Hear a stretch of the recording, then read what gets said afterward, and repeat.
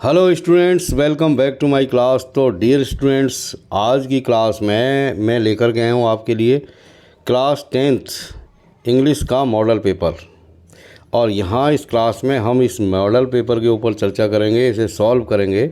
आप चूँकि ये माध्यमिक शिक्षा बोर्ड राजस्थान अजमेर ने कक्षा 10 के विद्यार्थियों के लिए आगामी परीक्षा की तैयारी के लिए मॉडल पेपर जारी किया, जिससे कि बच्चे ये समझ सकें कि किस तरह का पेपर आपकी बोर्ड की परीक्षा में आने वाला है और उसको हम किस तरह हल करें। तो आइए शुरू करते हैं। यहाँ पर सेक्शन ए में रीडिंग सेक्शन में एक पैसेज आपके आने वाला है और इस पैसेज को पढ़ना है और उसके नीचे दिए हुए प्रश्नों के आपको आंसर्स देने हैं। तो आइए शुरू करते हैं इसको। वंस हैम एंड हा। हैम एंड हा यहाँ पर दो बच्चों के नाम हैं। तो हैम एंड हा एक बार क्या हुआ, वुड टेक देयर फ्रेंड्स, वो अपने मित्रों को ले जाया करते थे, by to see their pile of cheese, अपने पाइल ऑफ चीज़ को दिखाने के लिए। पाइल का मतलब होता है ढेर, चीज़ यानी पनीर, यानी पनीर का एक ढेर दिखाने के लिए ले जाते थे। एट चीज़ स्टेशन सी, कहाँ पर लेके जाते थे? चीज़ स्टेशन सी पर। एंड पॉइंट टू इट, और उसकी तरफ इशारा करते थे। विद प्राइड, बड़े गर्व के साथ। सेइंग, ये कहते हुए, प्रेटी नाइस चीज़, हु है यानी बहुत ही सुंदर और अच्छा पनीर।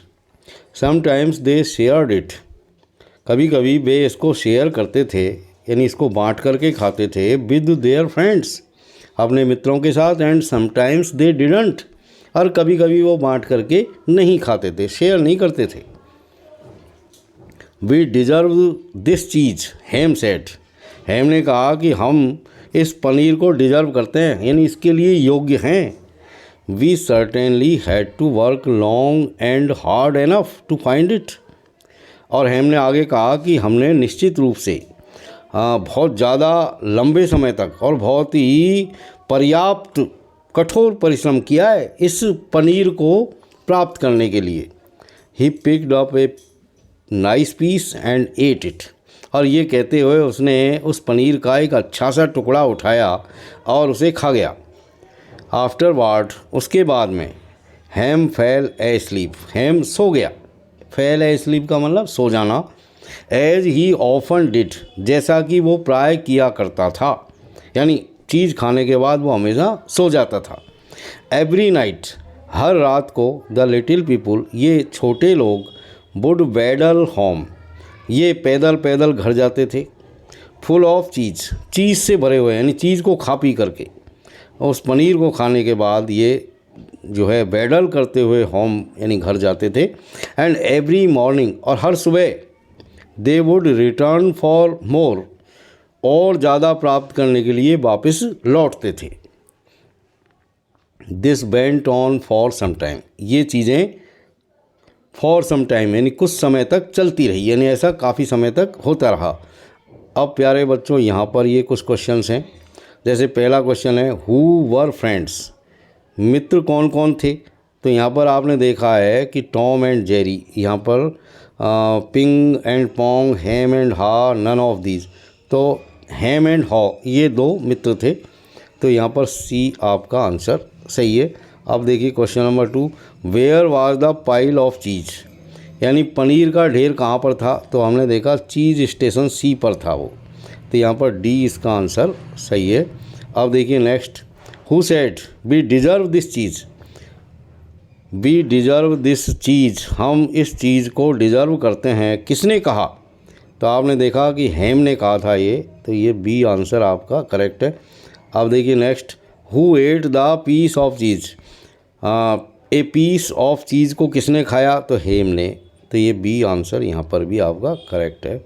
नेक्स्ट देखिए, choose similar word of the following from the passage, passage में से आपको नीचे दिए हुआ जो वर्ड है क्वालिफाई, इसका सिमिलर वर्ड जो है बताना है पैसेज में पढ़ करके। क्वालिफाई, तो क्वालिफाई का यहाँ पर जो सिमिलर वर्ड है वो है डिजर्व। पाइल है नहीं, शेयर नहीं है, वेडल नहीं है।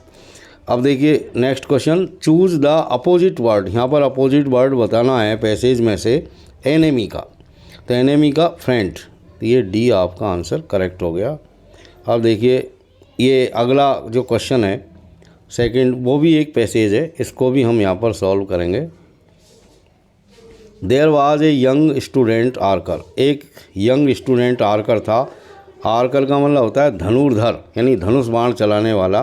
तो एक शिष्य था, युवा धनुर्धारी, हु रीच्ड सच प्रोफिशिएंसी, वो एक ऐसी प्रोफेशन इन हिज आर्ट, वो अपनी कला में ऐसी महारत उसने हासिल कर ली थी। रीच्ड सच प्रोफिशिएंसी, प्रोफिशिएंसी का मतलब होता है निपुणता, skill.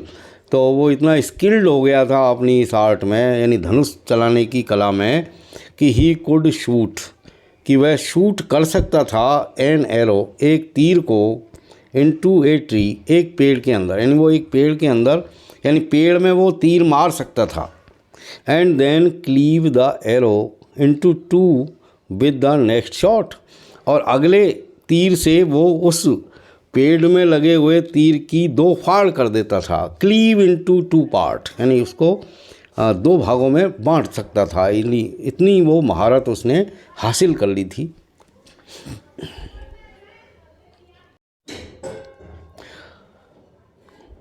He began to boast that he was a greater archer than his guru. अब चूंकि उसको घमंड हो गया कि भैया मैं तो बहुत बड़ा आर्कर बन गया हूँ, मैं तो अपने गुरु से भी ज़्यादा बड़ा धनुर्धारी बन गया हूँ, इस तरह वो बूस्ट करने लगा, एक तरीके से जो है डींग हाँकने लगा। वन डे, एक दिन क्या हुआ, गुरु ने भी उसकी बात सुन ली होगी, तो गुरु ने उसकी परीक्षा लेने की सोची। तो वन डे हिज गुरु, एक दिन उसका जो गुरु था, अबाउट 70 ईयर्स ओल्ड, जो लगभग 70 साल का था, आस्क्ड द यूथ, उसने उस युवा लड़के से कहा, टू अकम्पनी हिम, अपने साथ चलने के लिए। अकम्पनी का मतलब होता है साथ में होना, साथ होना। कहाँ पर साथ में चलने के लिए कहा, ऑन ए ट्रिप, एक यात्रा पर। यात्रा कहाँ की उन्होंने, अक्रॉस द हिल्स, पहाड़ियों के पार, यानी वो पहाड़ियों के पार यात्रा करने के लिए, उसके साथ में चलने के लिए गुरु ने उस अपने चेले से कहा। The journey was uneventful until they came to a deep chasm, जब तक कि वो एक गहरे चास्म तक नहीं पहुँचे, तब तक उनकी वो जर्नी अनइवेंटफुल थी, यानी उसमें किसी भी तरह की कोई घटना नहीं घटी जब तक कि वो चास्म पर नहीं पहुँच गए। चास्म का मतलब होता है एक वाटर बॉडी, यानी जिसको हम पॉन्ड कह सकते हैं, यानी गहरा एक तालाब। A single log spanned the chasm, उस चास्म तक को पार करने के लिए, उस गहरे चास्म को पार करने के लिए एक अकेला लकड़ी का लट्ठा वहाँ पर रखा हुआ था।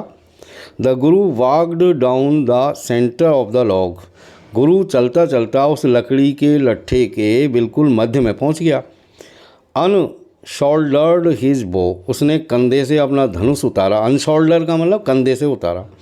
एंड टेकिंग एन एरो, उसने बाण लिया और shoot it into a tree on the other side, और दूसरी तरफ एक पेड़ में उसने तीर को चलाया, यानी पेड़ में तीर को चलाया उसने। His next shot cleaved the first arrow into to, उसने दूसरा बाण चलाया और पहले वाले तीर की दो फाड़ उसने कर दी। Now it's your turn he said, तब उसने चेले से कहा कि अब तुम्हारी बारी है, यानी तुम भी अब ऐसा ही करो। तब क्या हुआ, the youth stepped on the log, तब वो लड़का भी धीरे धीरे चलता हुआ, स्लोली एंड केयरफुली, यानी बहुत ही धीरे धीरे और बड़ी सावधानी के साथ उस लकड़ी के लट्ठे पर आगे बढ़ा। बट लेकिन क्या हुआ, his heart was in his mouth, लेकिन उसका दिल मुंह में आ गया। कहने का मतलब वो बहुत डर गया, यानी कलेजा मुंह में आ गया, यानी वो बहुत डर गया कि कहीं गिर नहीं जाऊं। ही न्यू, वह जानता था कि that if he lost his footing, कि उसके यदि पैरों की पकड़ कमज़ोर पड़ गई लट्ठों के ऊपर, तो he would plunge to his death, कि वो पानी में डूब करके मर जाएगा, यानी नीचे गिर जाएगा पानी में और डूब करके मर जाएगा। तो इस तरह वो सोचने लगा। His hands,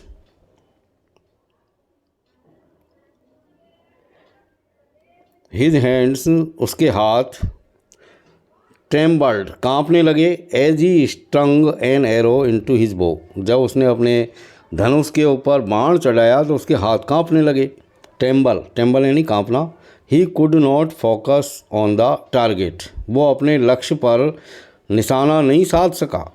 van he shot the arrow, जब उसने अपने तीर को चलाया तो it missed the tree all together, तो उसका निशाना उस पेड़ से चूक गया, यानी निशाना सही नहीं लगा।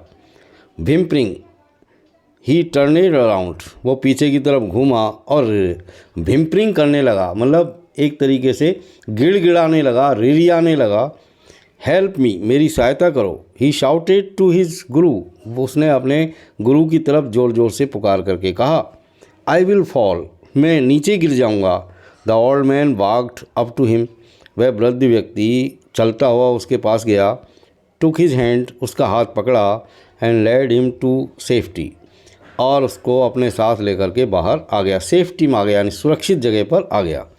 Neither of them sad a word, उनमें से कोई भी एक शब्द भी नहीं बोला। ऑन द रिटर्न जर्नी, वापसी की यात्रा में, द बॉय हैड रियलाइज्ड, लड़का समझ गया था, that to be a master of his art, कि अपनी कला में महारत हासिल करने के लिए इट वाज नॉट एनफ, ये चीज़ें पर्याप्त नहीं थी। To know how to control the bow, यानी धनुष के ऊपर किस तरह नियंत्रण किया जाए ये जानने के लिए ही हैड टू लर्न, उसे सीखना पड़ेगा। How to control his mind too, कि उसके दिमाग को भी कैसे नियंत्रित किया जाए। कहने का मतलब यानी धनुष पर कंट्रोल करने के लिए, धनुष पर नियंत्रण, धनुष बाण पर नियंत्रण साधने के लिए उसको ये जानना भी ज़रूरी है कि दिमाग पर भी नियंत्रण कैसे किया जाए, इस बात को वो समझ गया। अब यहाँ पर डियर स्टूडेंट्स कुछ क्वेश्चंस हैं, जैसे ये देखिए आप, पहला question, how old was the गुरु, तो यहाँ पर आपने देखा कि गुरु की उम्र जो है 70 ईयर्स है, तो आप इसका आंसर दे सकते हो कि the Guru was 70 years old. अब देखिए सेकंड वाला, व्हाट स्पेंड द चास्म, तो the chasm was spanned a single log, यानी एक अकेला लकड़ी का लट्ठा था वहाँ पर। अब देखिए थर्ड वाला, what was the quality of young archer, उस यंग आर्कर की, उस युवा धनुर्धारी की क्या क्वालिटी थी, तो ये इसका आंसर यहाँ पर लिखा हुआ है, यानी the young archer was very proficient in his art that he could shoot an arrow into a tree and then cleave that arrow into two with the next shot, ये उसकी क्वालिटी थी, यानी वो निशाना साध सकता था एक पेड़ पर और फिर दूसरे बाण से वो पहले बाण के 2 फाड़ कर सकता था। अब देखिए next question, when was the young archer afraid, यानी वो जो यंग आर्कर था वो कब डर गया, जब उसने देखा कि कहीं मैं गिर नहीं जाऊं, तो वो स्थिति थी जब वो डर गया था। हु मिस्ड द टारगेट, अब ये हु वाले जो क्वेश्चंस होते हैं उनमें सिर्फ आपको नाम डालना है। यहाँ पर आपसे पूछा जा रहा है who missed the target, target को किसने मिस किया, तो यंग आर्कर ने, तो हु की जगह आप यंग आर्कर लिख दो और बाकी लाइन लिख दो पूरी, यानी the young archer missed the target, तो ये आंसर हो गया आपको। ये हु वाला क्वेश्चन जो होता है वो बहुत आसान होता है उसका आंसर देना।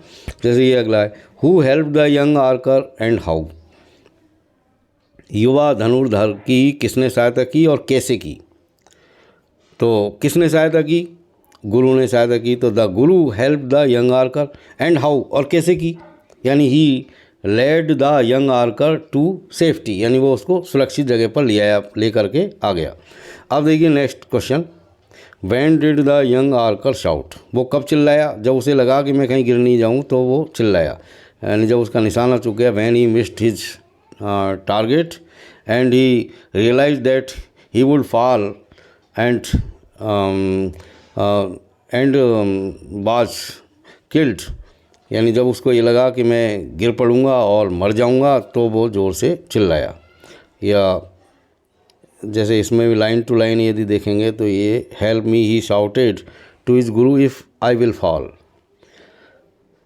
अगला क्वेश्चन देखिए यहाँ पर, write the similar word of the following from the passage. Gulf, यानी गल्फ का आपको सिमिलर वर्ड यानी समानार्थी शब्द आपको इसमें से छांट करके लिखना है।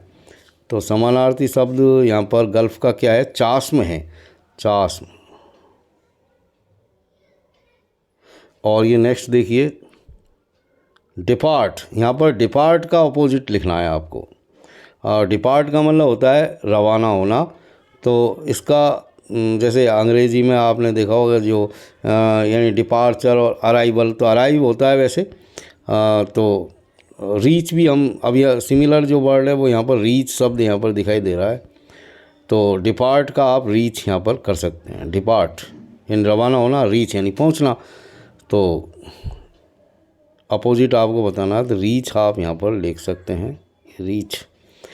तो इस तरह हमने देखा कि भाई यहाँ पर आपके पहले क्वेश्चन में एक पैराग्राफ है, दूसरे में भी एक क्वेश्चन एक पैराग्राफ है। अब सेक्शन बी यहाँ पर स्टार्ट होता है और सेक्शन बी में आपकी राइटिंग वाला सेक्शन है। यहाँ पर आपके कुछ लेटर्स और जो है ईमेल है और स्टोरी है जो आपसे पूछे जाते हैं। ये यहाँ पर एक पैराग्राफ भी है और इसके बाद में सेक्शन सी ग्रामर का हिस्सा है। तो ये वाले जो सेक्शन है बी और सी हम अगले वीडियो में चर्चा करेंगे। तब तक के लिए have a nice time. Thank you very much for watching.